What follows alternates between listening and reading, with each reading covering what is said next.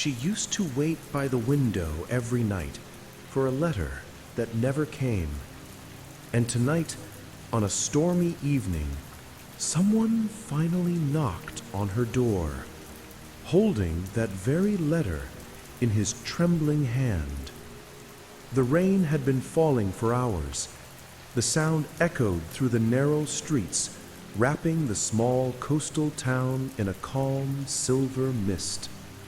Inside a little house painted in fading blue, an old woman named Clara sat by the fire, a cup of tea in her hand and a letterbox that had been empty for decades. Every night she lit a candle by her window, not to read, but to wait. For 50 years she had waited, for a letter she was promised long ago, from a man named James. It was 1944. The war had taken everything except their hope. Clara and James were young, deeply in love.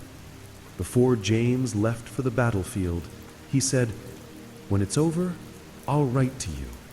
Wait for my letter.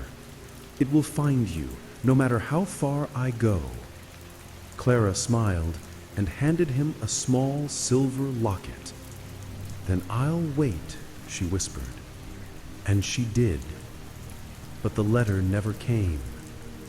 Years passed. The war ended. Everyone moved on, except Clara.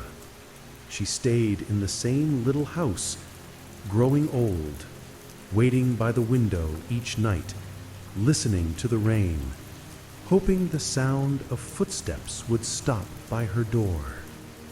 One rainy evening, just like this one, there was a knock. Clara's heart skipped a beat. She opened the door and saw a young man, soaked to the bone, holding an old, weathered envelope. "I'm sorry to bother you," he said softly, "but this letter was found in my grandfather's trunk. It's addressed to you." Her hands trembled as she took it.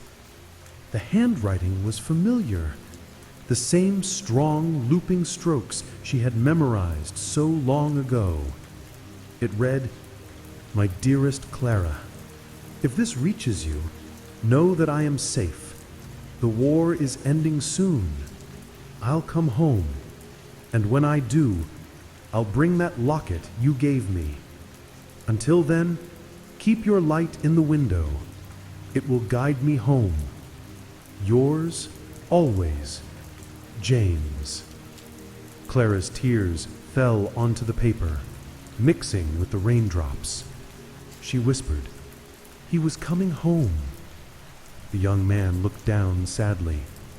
"My grandfather's name was James Carter. He never made it back, but he kept this letter close to his heart until the day he died. He must have written it, but never got the chance to send it." The candle flickered, and for a moment Clara felt the warmth of James's hand again, as if time had folded back on itself. That night, for the first time in 50 years, Clara lit not one, but 2 candles by the window. She placed the letter beside the locket on the table and whispered into the rain, "Welcome home, James." The wind grew calm.